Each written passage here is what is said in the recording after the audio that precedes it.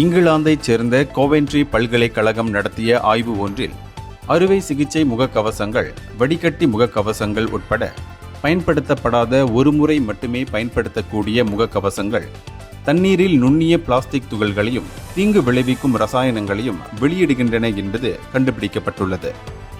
இதனிடையே ஆய்வாளர்கள் பயன்படுத்தப்படாத முகக்கவசங்களை 24 மணி நேரம் சுத்தமான தண்ணீரில் வைத்தனர். வடிகட்டி முகக்கவசங்கள் சாதாரண முகக்கவசங்களை விட 3 முதல் 4 மடங்கு அதிக நுண்ணிய பிளாஸ்டிக் துகள்களை வெளியிடுவதை கண்டறிந்தனர்.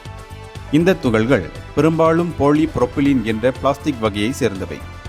இருப்பினும் பாலிஎத்திலீன், பாலிஎஸ்டர், நைலான் மற்றும் PVC போன்ற மற்ற பிளாஸ்டிக் வகைகளும் இதில் இருந்தன. இந்த நுண்ணிய துகள்கள் மனித முடியின் அகலத்தை விட சிறியவை. இவை சுற்றுச்சூழலில் நீண்ட காலம் நிலைத்திருக்கும். இதனால் வனவிலங்குகள், சுற்றுச்சூழல் அமைப்புகளுக்கு அச்சுறுத்தல் ஏற்படுகிறது. மேலும் ஹார்மோன்களை சீர்குலைக்கக்கூடிய பிஸ்பெனோல் B ரசாயனங்கள் இந்த முகக்கவசங்களில் கண்டறியப்பட்டுள்ளன. இது நீர்வாழ் உயிரினங்களுக்கு தீங்கு விளைவிப்பதுடன் மனித உணவுச் சங்கிலியிலும் நுழையக்கூடும்.